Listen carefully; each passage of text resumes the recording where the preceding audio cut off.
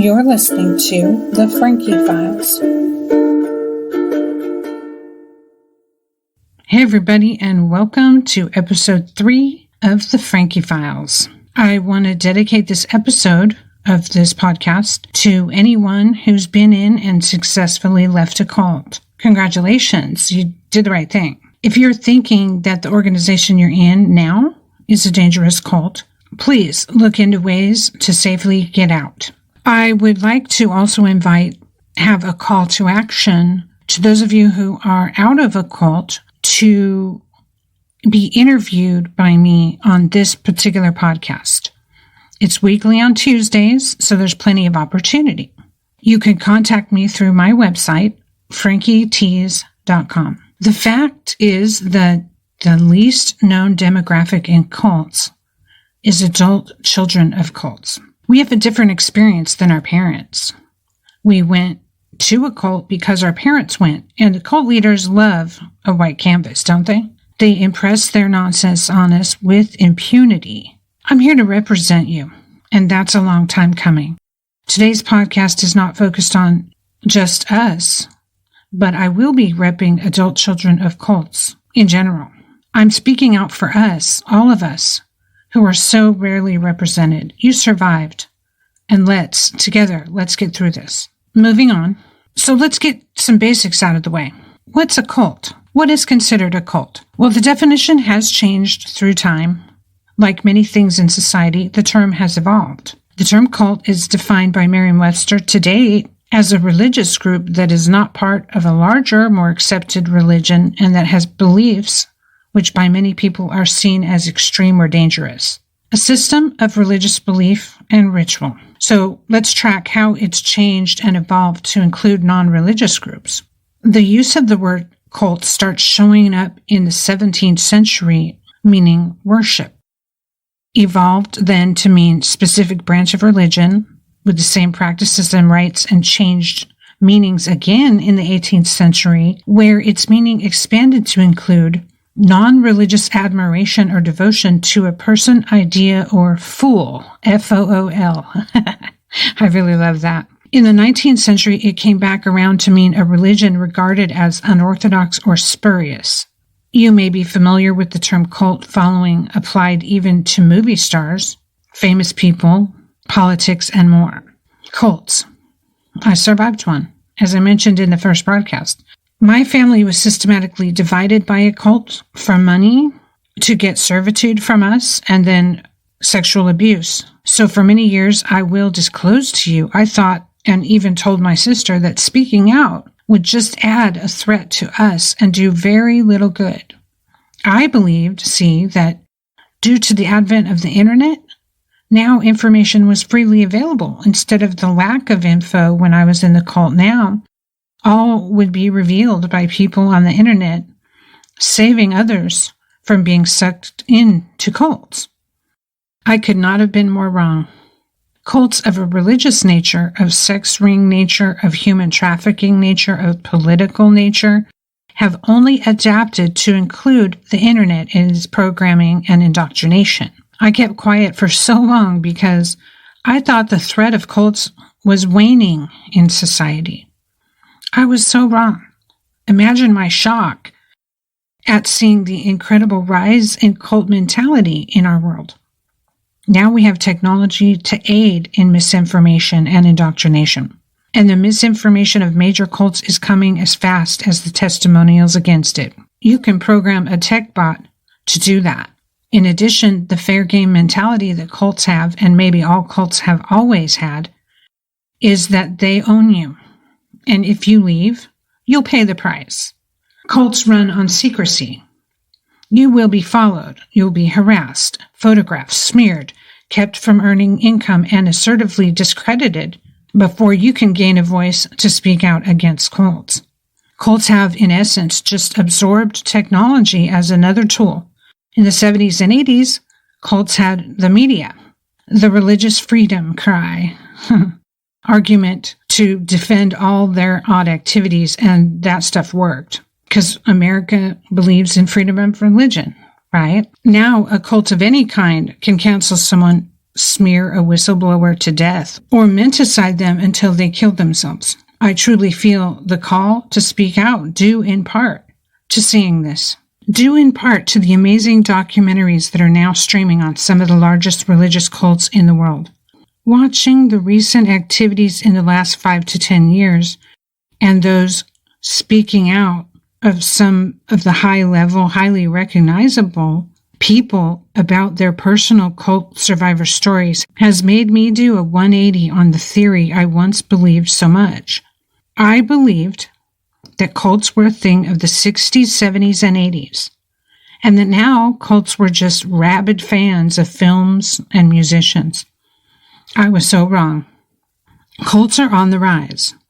Every type of cult is on the rise. With the help of the internet. Oh, great.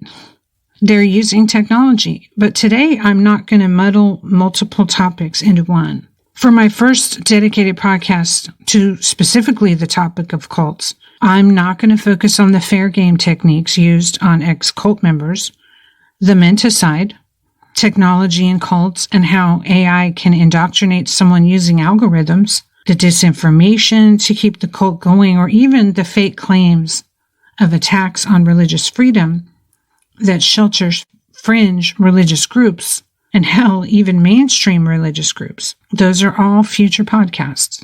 Today, here, I want to focus on one of the biggest things used by religions and mind control efforts around the world: hypnotism. Hypnotism and self-hypnotism is used for recruitment and member retention by cults. It's unethical hypnotism that is used to deliver the ideas into your brain that you eventually accept. The hypnotism that I didn't realize was happening to me and my family over time. The hypnotism that makes you feel so relaxed and willing to accept all kinds of stupid ideas and even dangerous ideas. This topic is one I've been wanting to dig into for a while. Once I finally was able to communicate non-emotionally with my mom, we had great conversations, and she's credited during one of those with bringing this to my attention. It first came up when I spoke with her about her time attending a group that used to be in existence called Cult Awareness Network. It's no longer around because it's been taken over and purchased by, drumroll, a cult. Because, of course, they want to control the narrative. All the narratives. But Cult Awareness Network back in the 80s did a lot of good for those leaving a religious cult. My mom learned a lot at that place way back when. She even heard Steve Hassan, who's now a huge speaker, live. She met him, and he's an author, by the way. She met him and chatted with him about her daughters, us, who were still stuck in the cult. And then one guest lecturer spoke about hypnosis. Hypnotism, used unethically by cults as a means of brainwashing. His name? The speaker she heard was Dr. Jolly West. That is the topic I want to touch on today. I say touch on because what I'll go through in this short podcast will only brush the surface of this iceberg. Mind control in cults is the thing. Undying devotion and a tireless work ethic while donating money doesn't just happen. Think about it. Isolation from friends and family doesn't just happen. These things are cultivated. But how? Who would be so convincing? Well, it's not just a charismatic leader that's needed. It's an entire trap. It's a formula. It's a recipe, an entire environment they set up to indoctrinate new and returning members. It's also a chemical reaction in the brain that they systematically use to entrap us. I'm sure you've asked the question, how can anyone be so stupid as to be tricked into a religious cult or any cult? Well, it's not stupid people who are convinced to join a cult. It's also average and above average people. Today, I'll explore why, in part, they get caught and how. Using the techniques of trance and hypnosis and self-hypnosis to disable the parts of our brain, the cult stops us from realizing that something is wrong. The thing that's wrong, the incoming information, is faulty, and it's a scam. Today, I'll cite many various sources on this topic to outline a basic technique used by cults to put ideas in our heads and to deliver our brains the dogma they want us to live by.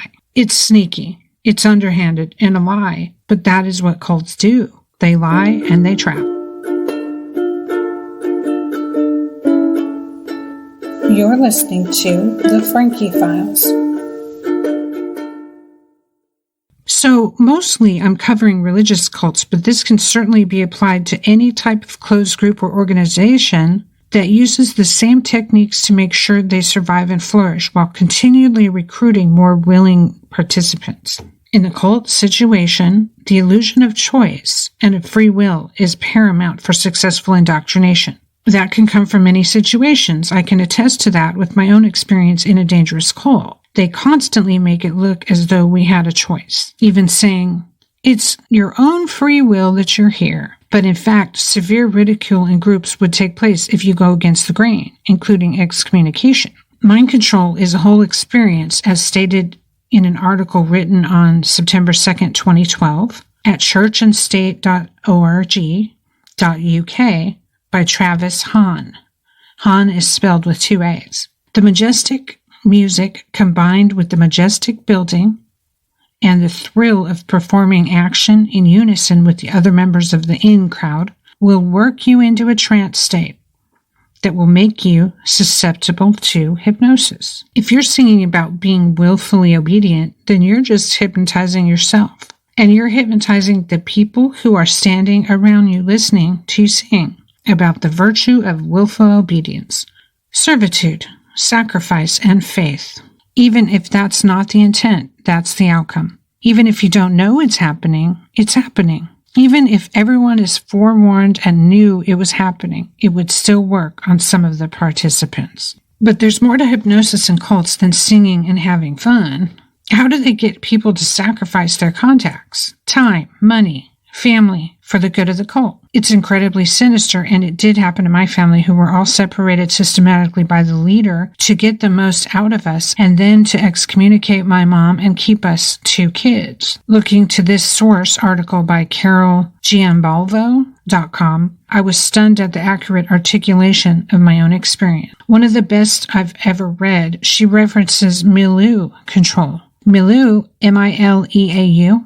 Milieu control is to mean the constant demand to be perfect, constant expectation to confess transgressions, that the cult's belief is absolute, use of buzzwords and other language loading techniques, deception, authoritarian structure. Okay, so that's what she defines as milieu control.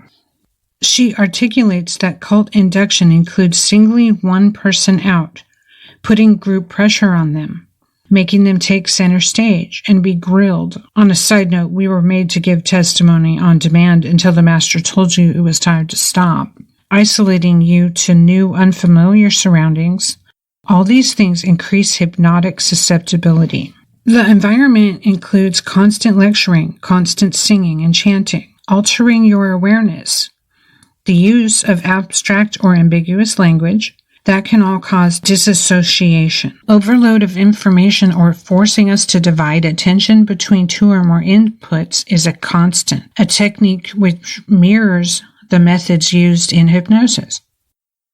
More details of technique are included by her as saying control of your environment for prolonged trance, sleep and nutrient deprivation, teaching methods of self-meditation, near continuous chanting, speaking in tongues, prolonged meditation, repetitious scripture reading. Admonishment for those who cannot maintain the trance. You're taught that deviation from the cult teaching is evil or catastrophe invoking. In my case, the leader constantly used the term spiritual death and spiritual suicide. Discouragement of prolonged interest in people, activities, or subjects like music, art, and science. You must only focus on what you are told.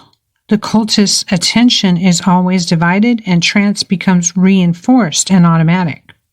I will delve into self-hypnosis and automatic trance as a result of these browbeatings later. CarolGiambalvo.com states that a state of trance equals suggestibility, diminished critical thinking, reality testing. What is referred to as generalized reality orientation, a term created by Shore in '69. Carol Giambalvo goes on to say that repeated induction into trance often results in greater degrees of susceptibility and deeper hypnotic states. The cultist becomes more pliable and less critical, more dissociated from his or herself, and readily accepts more preposterous notions as fact. Wow, her description literally is giving me flashbacks to some of those notions I saw groups accepting that were preposterous, such as healing and food manifestation. Prolonged trances produce persistent and involuntary trances even after one leaves the hypnotic environment. Wow, that's a bombshell.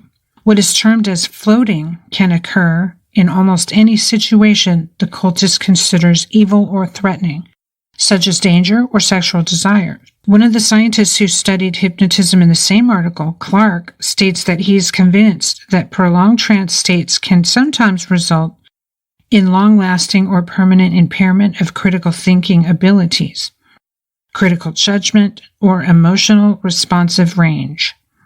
So it limits your emotional responsive range. Long-term damage has been reported by prolonged trance states. Considering all the continuing chanting and sitting in meditation circles, this is an explosive concept. We know there's long-term damage after we leave a cult. I did. But to think about the damage done by a trance state and its effect on the brain and behavior is a bit enraging. It's like there's crimes that were committed that we didn't even know were crimes. Of course, the leader cares not who it hurts long-term. They're all about their goal and using people like wind-up drum monkeys. I've seen that firsthand. People are resources to cults.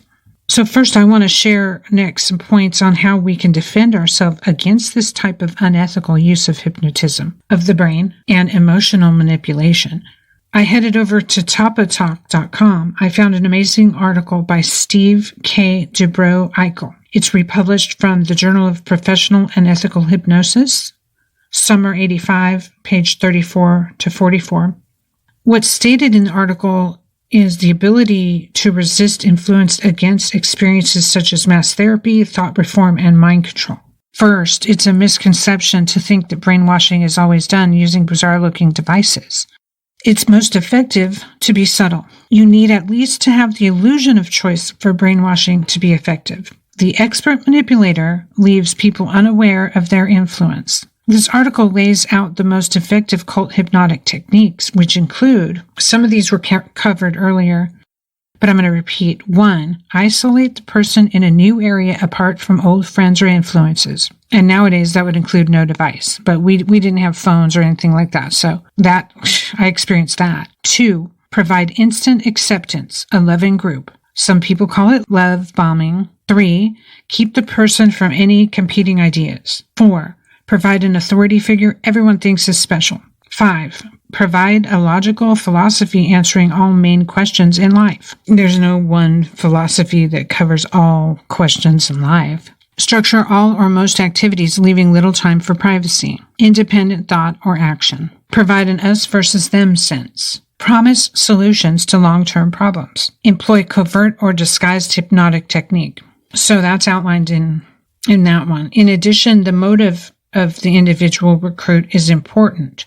Loneliness, mild depression at a life transition, searching for spirituality, an altruistic desire for a relationship, an impatience with traditional religion are often points of vulnerability that draw someone to a cult. So to comment on that, this is really interesting because my mom had just left church when she was recruited to go to a non-denominational religious group. She was, as described on that aforementioned list, disillusioned with traditional religion. That, coupled with a change to a new job, made it so she was in a life change and vulnerable to getting recruited into something new. And we were very young. This is a formula that cults and dangerous groups use. It's not an accident or coincidence. Ask anyone who's been in a cult what was happening in their life when they were recruited. To continue with my observation on this, we cannot underestimate the desire of ourselves as humans to get lost in a group. To submerge ourselves in a group experience and get lost is often a secret desire. to feel the power of togetherness, to get out of our own heads and lose our sense of self. It's a powerful experience. Sadly, cults, religions, and dangerous groups swoop down on humans and exploit this with their own unique formula and group dynamic. But it most certainly is a trick. We still have to deal with ourselves alone, one-on-one. Like the saying goes, everywhere you go, there you are. However, all types of groups know that people want to be in a group. School sports, school politics, clubs and ideological clubs, book and intellectual discussion groups, college sorority and fraternities, churches, neighborhood watch, exercise groups, career improvement groups. They all know we feel a need to belong, and many exploit that to dangerous levels, sacrificing the physical and mental safety of the individual they're recruiting. People are seen as a resource to these groups, and they employ trafficking to keep the resources flowing in. You're listening to The Frankie Files. Okay, back to the Tapatalk.com article from the Self-Realization Fellowship Blacklist Help Group. It's not true that only stupid people can be sucked into a cult. Average or normal individuals can be highly susceptible to covert attempts to influence them. I'd like to add, why do you think social media has become so popular?